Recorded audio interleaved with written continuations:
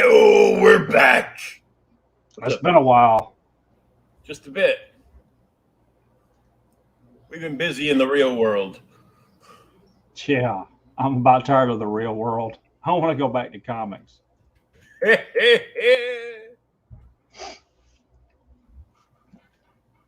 What are you hiding? You in burrito today? the whole place is a wreck. Damn it! It must be bad. It must be bad. Yeah, because it's usually a mess, but we're working on it. So Yeah, I've been doing, work and house stuff and dealing with other stuff that you know about and yeah. furniture and everything else. It's been one more. Woo. But I did manage to sit down this morning. I reread Fool Killer #1 and damn near wanted to go ahead and start reading Fool Killer #2. Yep. I did as soon as I saw the to be continued at the bottom right of the last page. I'm like, I was waiting for a big bomb something. Oh, dude, it the whole series is amazing. When I read the series a couple of years ago, I read it. Like I said, I read it. I think I've told you before. I read it in one day. I sat down, read the whole damn thing, and I mean all 10 issues from #1 to 10, and it is absolutely amazing. I mean, I picked this issue because of being personal crap that was going on at the time and everything, and this is. You ever see that movie, the Michael Douglas movie from Falling Down? Falling Down. I'm telling you, dude, Fool Killer is like falling down. Yep. I mean, everything that can go wrong goes wrong for Gerard. Yeah, welcome to every our damn world. thing. So everything's been going good your way, though? I was in the hospital today. Huh? I was in the hospital today. They wrapped my. I had Pro4 compression on both legs. So I got wounds on both legs now. Yay. Oh, Jesus. And, they wrapped them too tight, and they're supposed to wrap them a certain way so they don't wrinkle, and it wrinkled. Yeah. And it was, my leg looked like a sound wave. And then there was this huge blister right at the toe line that, looked like the Legion of Doom rising up out of the swamp. And it was getting bigger and going across the whole foot. And my PCA cut it off, except for the acrylic gauze wrap underneath. And they took the whole thing off of the foot. And then it eased down a little bit, but it's still there and it's still big. It's like a big goose egg. But they don't want to pop it because popping it will just lead to more infection. So they're hoping it'll be like reabsorbed and clear up itself. Yeah. So we'll see. But so you did get a chance to read the whole thing? Oh yeah, I read today. Yeah. like I said, I think me and you had talked before. You had a first issue, but had never read the whole series. What's amazing is, uh, dude, this is from what 1991, 92, Yeah. and it is, I mean, 1990, excuse me, and it is still relevant today. I mean, dude, they're still talking about the same crap, and you read it and you go, "What in the hell is Gerber like seeing the future?" Mm-hmm. I mean, and this is not. I mean, we've read a little, some of his Howard the Duck stuff, but we only read like what for the first Kiss stuff. Which is that's when he's in the insane asylum. We never read the earlier political satire and that kind of stuff. Yeah. And being that Gerber wrote this, it kind of falls into that same category. But Yeah, it's just one of those things, and it holds up over time because this is just like that Michael Douglas movie, Yeah. which is just like that Joker movie. So, do what? which is just like that last Joker movie. Yeah. Yeah, I mean, actually, they have a lot in common. That last Joker movie and Falling Down. There's a lot in common there. I mean, would he have ever become the Joker if he could have just caught a damn break? Mm-hmm. Would that not have happened? What pushed him over the edge? I liked the Joker movie. Some people didn't like it. I don't think it's really the Joker, but it's as close as we're going to get to a really quality Joker origin movie, I think, in the DCU, being they messed it up. But now with James Gunn involved, maybe they can straighten some of it out. Oh, Because the really comedy genius there. Do what? Well, look at James Gunn's movies. They're all centered like around comedy. Oh, yes. But I mean, they're still awesome. I mean, I don't want to sound terrible. We can't talk about it because it's definitely not safe for work. But freaking the HBO one, Peacemaker. That was so damn funny. I saw like the first few episodes and I'm like, man, oh man. Like I haven't finished watching them because the new season of Titans is on, and they put a new one on. So they're releasing it like instead of letting you binge the entire thing all at once, they're releasing like one episode a week. Yeah. But they're doing some real George Perez, Ma Wolfman comic booky stuff. Like they cross changed the entire story, but they're in this arc that they're doing. It's the coming out of Brother Blood, and the sweet, and the reemergence of Trigon,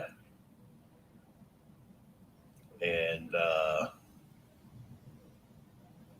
there's a couple of other things coming out, and you got Starfire, you got Blackfire.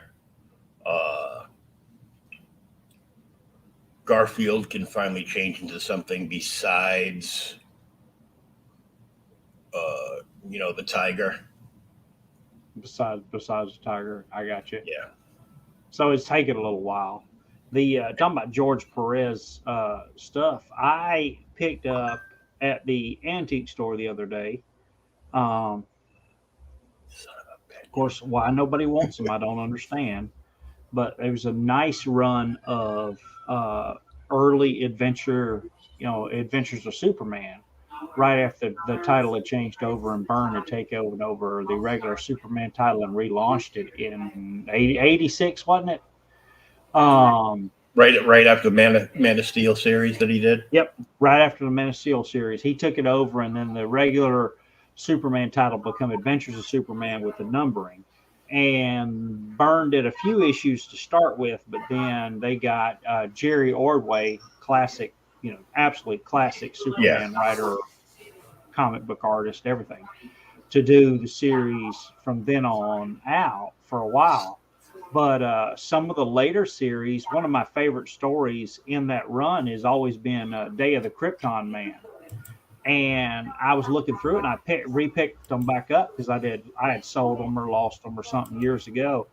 But in that run, the Day of the Krypton Man, Ordway writes the comic, does the layouts, and George Perez finishes the art and inks it. Oh, that's awesome. So that's freaking awesome stuff. Just so good. Yeah. Orway's awesome. Orway's kind of like not as stylish George Byrne, not George Byrne, but John Byrne to me. He's a little bit more realistic. But absolutely incredible stuff. All right, man. Where you want to slap it up there? We'll start on this one. Boink, boink. There it is. That super famous cover everybody has seen, but I honestly don't think many people have really read this book. Mm-hmm. They need to go back and read it. Part 1 of 10, right? Yeah, 1 of 10. And I know we've mentioned it before. I can't remember what number it is. I'll have to look it up so that next podcast I'll let you know exactly what number it is. The series starts out with the approved by the comics code on it. You can see it right there next to the first issue part. But around 4 or 5, I think it is, maybe 5 or 6. The series had gotten so dark that they quit sending it to the comics code, and the last handful of issues don't carry the approved by the comics code logo. What? It's like, well, we don't want to switch it over to a magazine format like we did with Punisher and Conan back in the day. So yeah, so we just won't send it. We won't send it. As far as when they don't get the next issue, they'll just be like, oh well, must have canceled it. And little did they know, we just skirted by you. Yeah, it was not canceled. But yeah, Fool Killer. So many fools, so little time. The first Fool Killer is actually in this story, and then the second Fool Killer is the main hero of the story, or anti-hero if you want to call him that. But first Fool Killer showed up in like Man-Thing number 6 or something, and he's in there, and it's he's like a religious fanatic, and he's killing people because they're not following the true religion or whatever. I can't remember, but he's in here, and the story actually starts with him. So let's get over to the next page. So yeah, there it is. Steve Gerber is the writer. J.J. Birch is the penciler, and Tony DeZunga is the inker. We got Phil Felix does the letters, Greg Anderson is the editor, Greg Wright colors, and Tom DeFalco was the editor-in-chief. Number 1, October 1990, published Marvel Comics. And this first issue, like with all the webs everywhere, it just looks like Zorro found a space gun. Zorro found a space gun.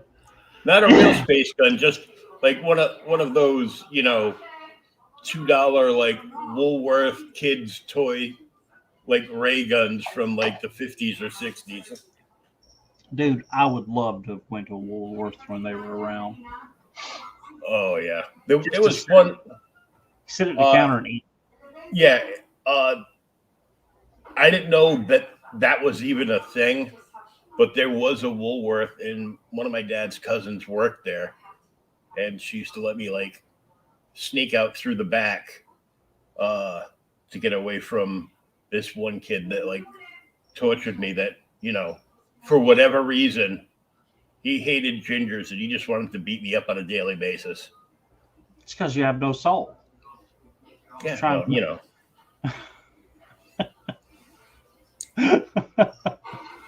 Trying to make sure.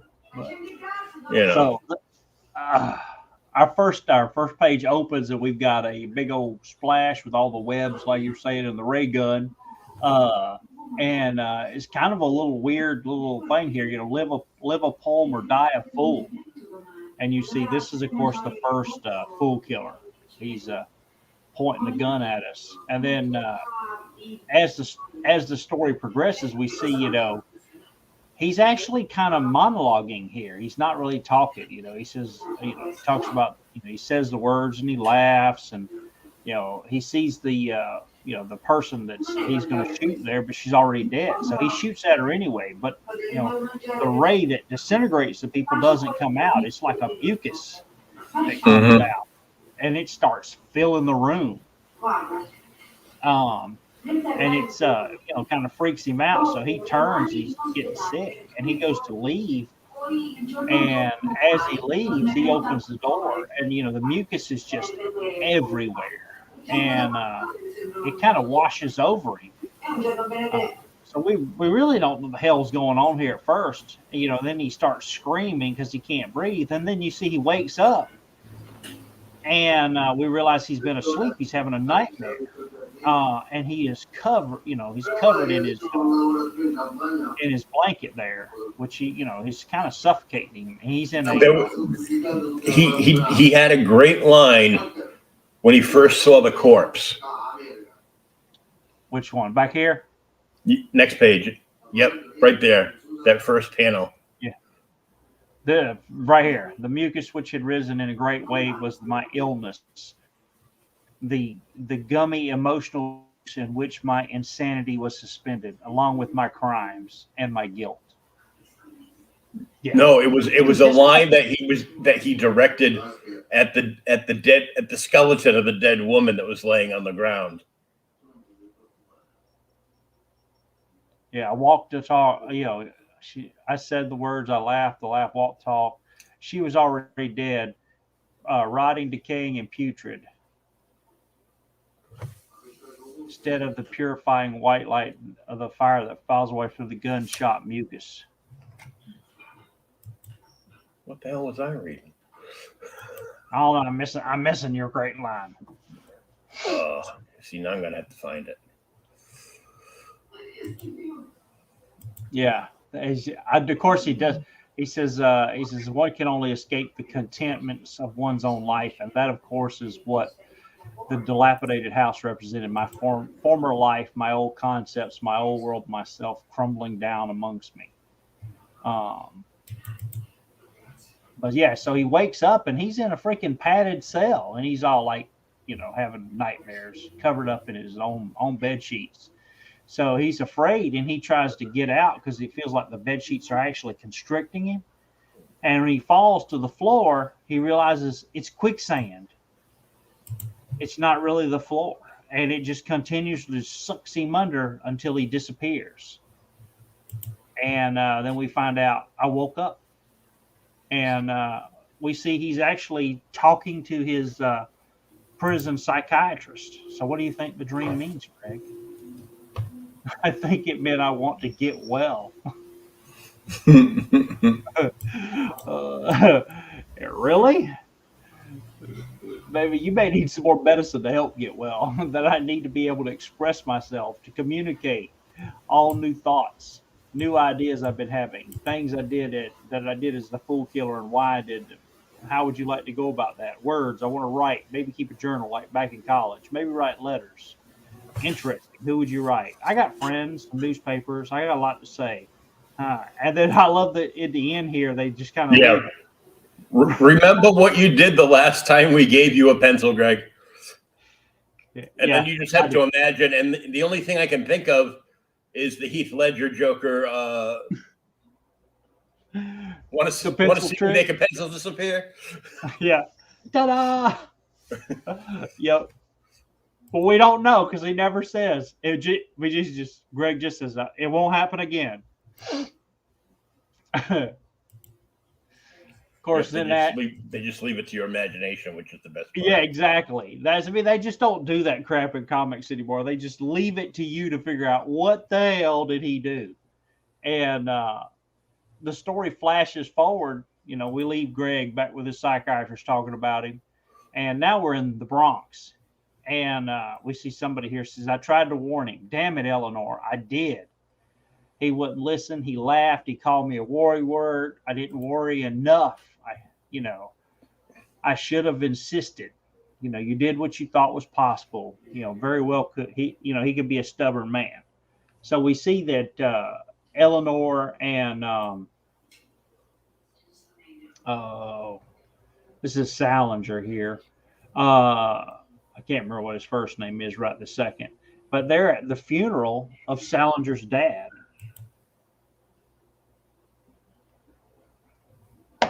We find out, so whatever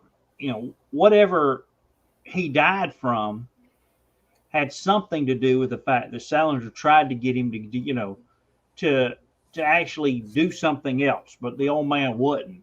He just told him he was worrying too much.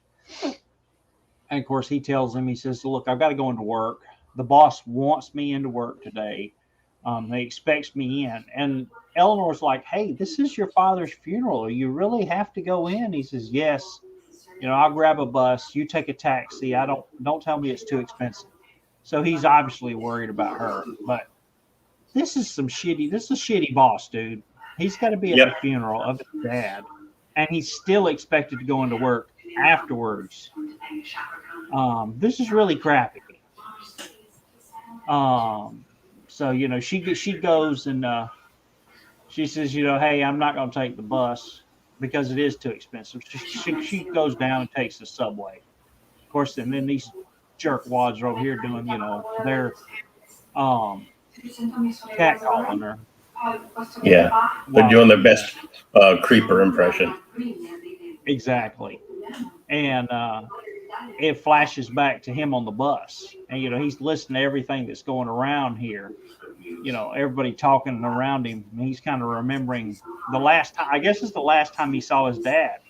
He says, his dad is like, "Hey, you gonna buy me a Park Avenue co-op?" And he said, "No, I can't." He says, "Well, your mother and I lived here for 51 years. He says, if I can't get to Park Avenue, I'm staying, put." And the father tries to, let him know. He says, "Hey, look, who's going to rob me? Everybody in the neighborhood knows I have nothing. A robber would lose money if he figured in his time." And Salinger tells him, he says, "Hey, the neighborhood's changed. Things are changing. They don't stop to ask whether it's worth their time. Believe me, you're taking your life in your own hands, walking these streets." And, he's starting to break down here. He says, "Were they laughing when they dragged you into the alley?" He says, "I doubt it. How about when they boosted your wallet and they found out you only had $6? Maybe then, but not for long. Not for long." So we find out that, his father was mugged on the way home, had no money. They drug him into the alleyway, beat the hell out of him, and he had so little money on him, they killed him and then left the money. Mm-hmm. And he's just so upset about it. And he reflects back and, realizes beating up his old man and killing him was worth more in entertainment value than, the lousy $6 he had in his wallet that they killed him for nothing. Yep. But yeah, exactly. They just killed him to kill him. So he finally makes it to work. He gets there. Gerhardt, maybe the other one's Salinger. Yeah, he says, I'm mixing their names up. He says, "Got to get my brains, got to get my brains on a gram patch paper." He's that's talking about his dad getting his brains splattered. He says, "Gerhardt, I need to see you about the Walker application." Kurt Gerhardt's this guy's name. Just give me a moment. So he goes in, and the story now flashes back to our original Fool Killer. And he says, "Every day for months I've been writing New York Times, the Daily Bugle, and Washington Post, and nothing. They won't publish a single word. Why do you suppose, Greg?" He says, "I first thought it was because you were stopping me. The letters they weren't getting mailed. He says, "Do you still believe that?" No, I don't. He says, "It's because they think I'm crazy." Why do you think they're crazy? And then he realizes the return address on the letters. Of course, they go back to an insane asylum. So the people are getting these raving letters, and the newspapers aren't doing anything with them. So he says, "Are you going to stop?" He says, "No, I'm going to keep writing. Now I'm going to write the TV shows, talk shows." So he's going to write Jerry Springer.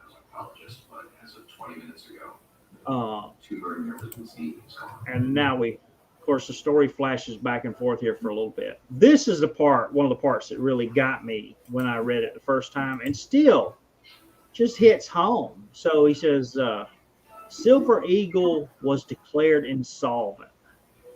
Management won't suffer. There's federal bailout money. Dude, isn't there always? Mm-hmm. Yeah. And the taxpayers are on the damn hook for it all the time. But to keep their salaries inflated, they got to trim the fat. She says, and his wife is just so upset. She says, "Are you saying that's the reason they let you go? You've been horribly depressed since your father died. I mean, it's expected, of course, and it's not criticism, but did you let your mood affect your work?" And he's like, "Let me ask you something. Do you really find it so difficult to believe in executive incompetence and probably corruption?" And he's just mad that you find it more comforting to blame their mistakes on your husband. Of course, he, kind of grabs her arm and hurts her. And, she screams. He says, "Don't worry. What? Say it. I'm sorry. I hope you mean it. If I don't have you, I've got nothing left." And he just asks, he says, "Why is my life falling to pieces?" Mm-hmm. But this is the same thing that happens. I mean, for God's sakes, dude, did you see the furniture? Was it New Jersey? The furniture company that laid off, I think I sent you the article the other day. They laid off like the entire workforce 2 days before Thanksgiving via email and text. Don't show up. Everyone has lost their job. And all the executives are going to get their golden parachutes. They'll be fine. Oh, yeah. But the dudes that put chairs together, they're screwed. Yeah, the people that actually do work. Yeah. Elon Musk, how many people? He fired like 11,000 people via tweet or some crap. Text message. I mean, when he bought Twitter. And now the damn thing's tanking like a rock and everybody's wanting to get the hell out. But, it's not really tanking. Oh, well, I heard it was tanking, that advertisers were pulling their ads. But same thing. It happens constantly, dude. And this is freaking 30 years ago. Yeah, that's how the people in power always stay in power. Yeah. Yeah, I watched a documentary a while back about the housing and loan crisis and all the bailouts that the banks got that they didn't have to pay back. And one of the ladies that was on there in the documentary doing the interview, she said, "I don't understand it." She says, "Won't they, with the compensation and all this, don't want the public look bad at us?" And the banker says, "Hey, don't worry. It won't be long and they'll forget, and then everything will go back to just the way it was." But so now we flash back to the insane asylum here, and we see we see the lady here. This is the psychiatrist secretary. So they're all the same memo, but each one's addressed to a different person. How do you do it? So she's doing merge printing here.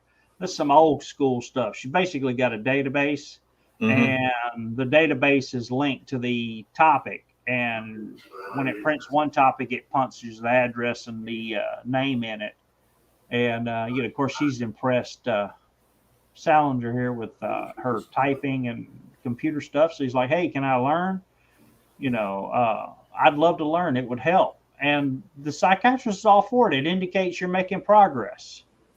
So, yeah, we could teach you to use the computer. Meanwhile, back in New York,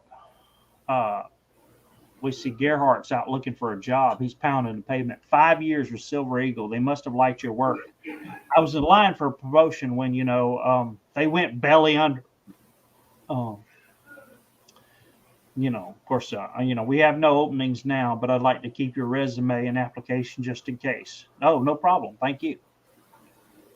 And then now we go back to Indiana. And, of course, Salinger here is working with a computer and he prints it out. Did you read this? No, the print was a little too small for me.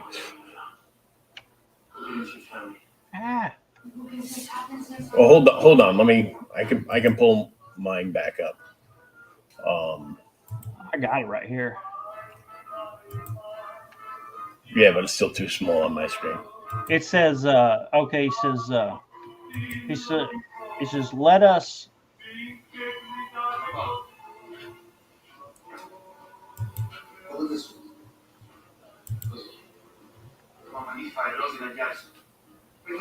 It says, let us arrive from the outlet that most of humanity is not insane. Madmen cannot be held accountable for their actions. If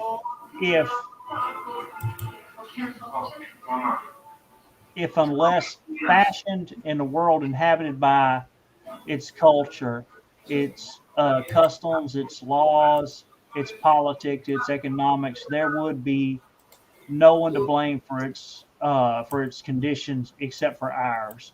Then let us ask ourselves the following questions: what manner of human, if not a madman, bends poison to those around him, knowing full well that this practice breeds violence that will eventually result in his own destruction? What manner of human, if not a madman, buys an interest in such poison, knowing full well that it will destroy his body, his sound mind, and eventually take his life? What manner of human, if not a madman, knows that he requires oxygen to breathe, knows that said oxygen is created when the plants process carbon dioxide, and yet persist in the wanton destruction of the rainforests and oceans that permit him to exist? If these people are not madmen, what are they? Greedy, yes. Short-sighted, yes. Incapable of comprehending their own self-interest, yes. All of this and something else. They are fools. So he's kind of ranting. Just a bit. Yeah, this is like Unabomber ranting.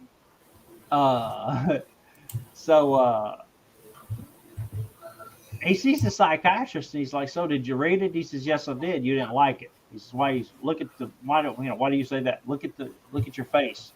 "Well, you're right. I'm concerned about the judgmental tone and anger. Does that mean you won't mail them?" "No, I think you should find out how people respond to this approach. You may learn from it." So now we find out the psychiatrist is really sending the notes out. So New York, back in New York, says nothing open at the moment. I understand. Garrett's just going. He keeps getting turned away, job after job, and of course, Salinger here keeps writing, but nothing is going through. No one's even replied to him, and then finally, in New Jersey, there's a guy that opens the mail and he reads it, and he's like, "Is this number? This is number 66. Have we got the other 65? I think they're still in the files." He says, "Get them. This is great stuff. I want to read all of it. Now, fool." And he kind of laughs.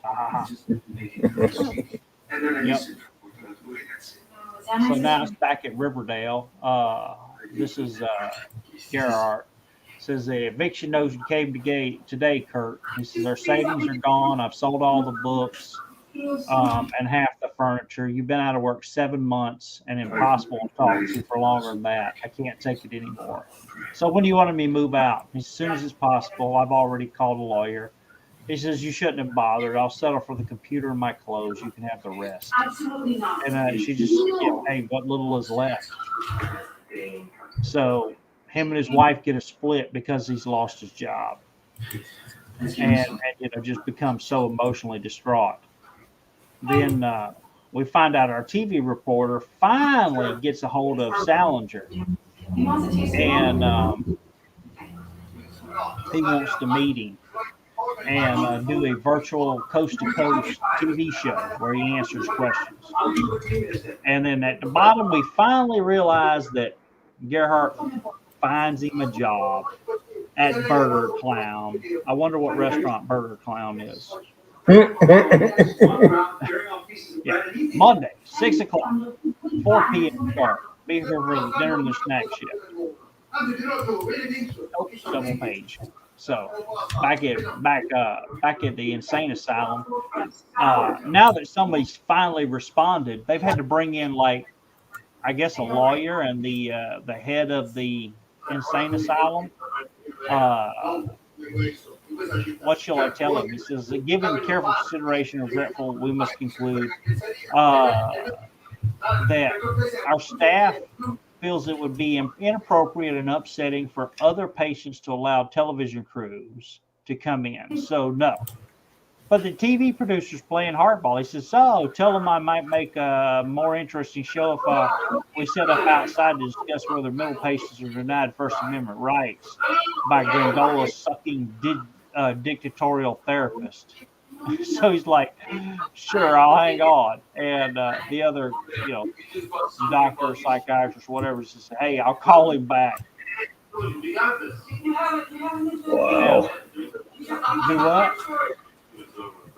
Just what he said to him. It's just, you know. It sounds familiar, don't it? Yep. So back in New York at 4, he says Gerhardt shows up at the job, and they tell him, hey, go back in the back. We got your uniform, suit up, come on out. And by 11:30, he's just tired, so he goes to take a break. He's sitting in the back smoking. Linda's got the counter because it's slow. He says, I'm tired. Feels a lot better than the ache and frustration of pounding the pavement, but I can't get angry about my come down anymore. So what if the boss is just over half my age? Bobby and Linda are both kids, hard workers. I'd hire either one of them. I still, so he's still thinking about his old job. Yo, Kurt, he says, you did terrific today. Most of the trainees take forever just learning the registers. He's like, I knew the banking experience would come in handy for something. When you hear a gunshot, blam, they're like, oh hell. So we realize that Burger Clown is getting robbed, and we've got one with a gun and one with a knife there. So stay in your seat and keep quiet, nobody get hurt. Hands on the counter, babe. And she's like, what do I do? Don't resist. And Bobby, the manager, does just what we're all told in retail. If they come in to steal something, they want the money. You open the damn register and give it to them. It's not worth your life. So when he says that, Kurt just thinks, he's flashing back to his dad. He's like, $6. Kill for $6. She's fumbling with the damn cashier trying to get it open. I ain't got all night. They died for $6. And finally, Kurt just goes off the deep end. And of course, Dave tries to stop him there, but $6, I'm going to tear your face off. And he starts, beating on this one guy when he gets hit over the head with a damn pistol, and he gets pistol whipped into unconsciousness. $6. Finally, he just passes out. We see him again in the damn operating room there. He's had the hell beat out of him. Looks like somebody's been shot. Some people are stabbed. He says, look at me, one more piece of wounded meat at the herd. He says, what happened to people? What happened to civilization?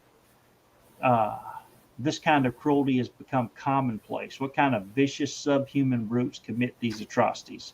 Why are they here? How come they never die? So, this is kind of dark.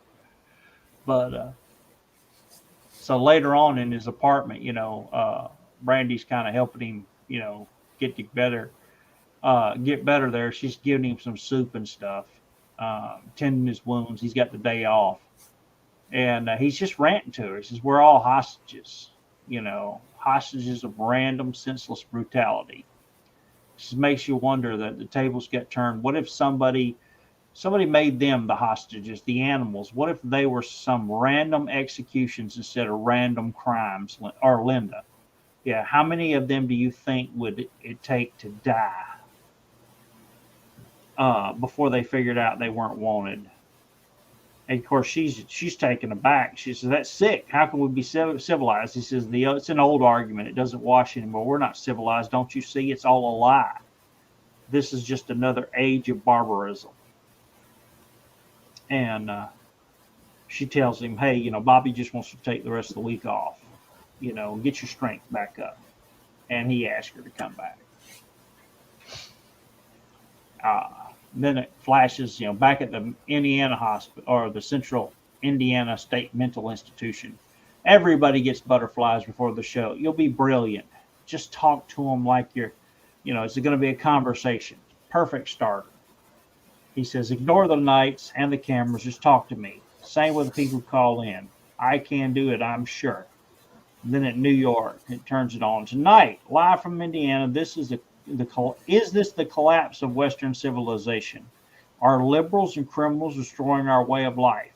Rooney and Moody ask the fool killer, and then continued.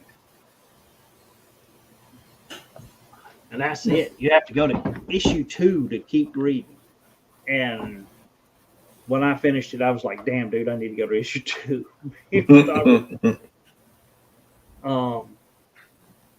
It is. I mean, it's just the whole thing is. This is kind of like the origin and intro of the second Fool Killer, and he's just had such a bad time and everything that he gets so upset, and he hears the first Fool Killer on the show. But whereas the first Fool Killer is talking about economic thing, or not economic, but in like environmental such and religion and that kind of thing. The second Fool Killer is like, he's talking about like bankers who just, take all the money and leave people to suffer and all this other stuff. He sees fools differently than the first one. And that's who he starts to go after. People who abuse their families. That's the kind of stuff. There's seemed like the 3rd or 4th issue, I think it is. There's a scene where Kurt comes out of his apartment, okay, and somebody drives by, and a dog jumps out the window, and he runs and picks it up. It's like a little puppy, and he runs after the car for a little bit. And he's like, "Hey, your dog jumped, but they never stop. They just keep going." And he memorizes the license plate, and he realizes the dog didn't jump; it was thrown out of the window. So he does some, police sleuthing. I can't remember what it was, but he gets the address of the person that owns the car. So he goes to the address with the dog. And when he shows up, he knocks on the door, and of course there's a lady that opens it, and she's been beaten up. And she's crying and got black eyes and everything else. And he lets the dog go, and it yaps and runs to a little boy in there. And she's like, "Oh, I'm so sorry. He loves the dog so much, but her husband wouldn't let him have it." And Kurt goes in and sees her, and he sees the husband, and the kid, and the husband, he's getting mad about, get that damn dog out of here or whatever. And Kurt just tells him, take the boy to the other room. It'll be okay. And the lady knows what's going to happen. And she just cries, and she tells him, like, thank you. And she leaves, and he kills him.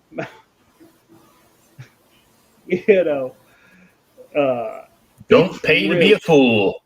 Yeah, it's a really, really good series, though. I picked the last 2 based on just random stuff. I know it's been sporadic. We got to try and get back on a normal run. I know next Thursday I won't be able to do it, but maybe next Friday. I don't know. We'll have to see. But have you Hmm. got anything picked out that you're interested in? Yes, I do. Uh-oh, what is it? It's your favorite DC character, Uh-oh, and a it's dead man, Swamp Thing, Superman. Phantom Stranger, Superman. Superman. That's that. He's up there too. Yep. Uh, Oh God.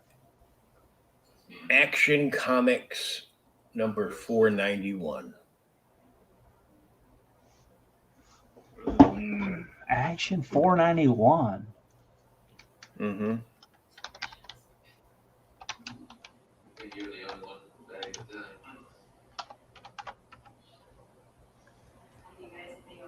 I bought this off the spinner rack when I was a kid. More than 500 issues ago. Good Lord.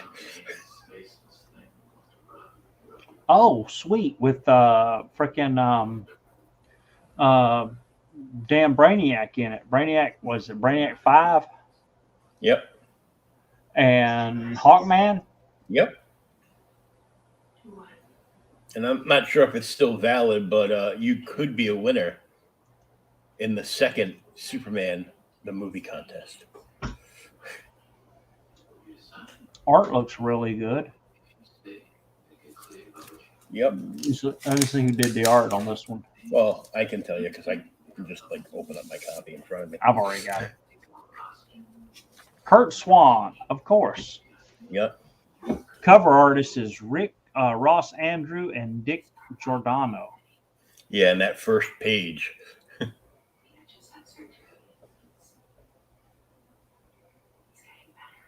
I may have this one. I'll have to go see if I got it in the back and break it out. The mightiest man on earth has been turned into a rampaging menace. Can Hawkman save Superman from himself? Mm-hmm. At last, Brainiac triumphant. I've programmed Superman's final defeat. Huh. 40 cents.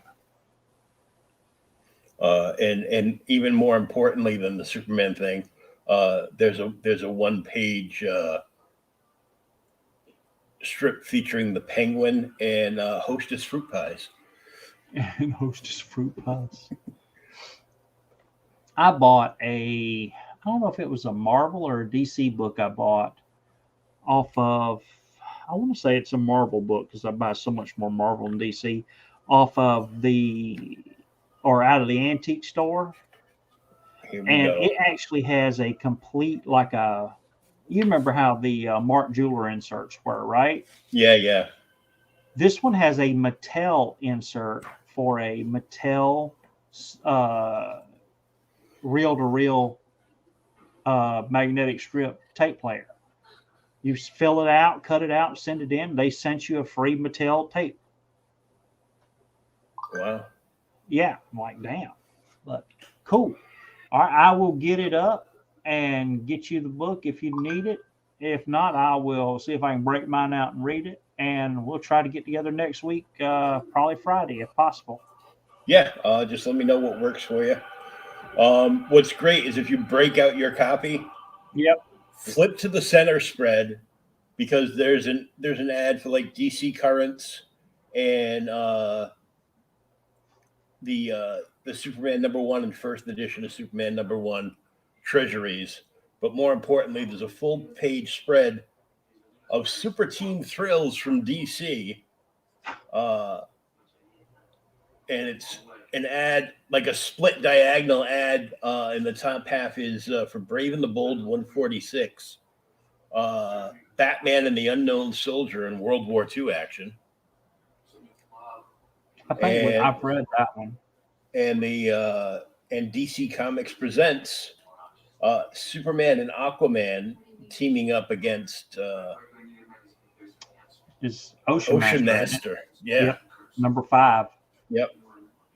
That's a good one. I actually have that one pulled out to read. I bought 2 copies or something. Yeah. Sweet. All right, I'll do that, and then we'll get together. Try and get together next week. Okay, sounds good. All right, man. Until next time, this is OK Boomer and Boomer Part 2. It's Boomer and Boomer. Damn it. Hey, we'll see you next time All right. at the spinner rack.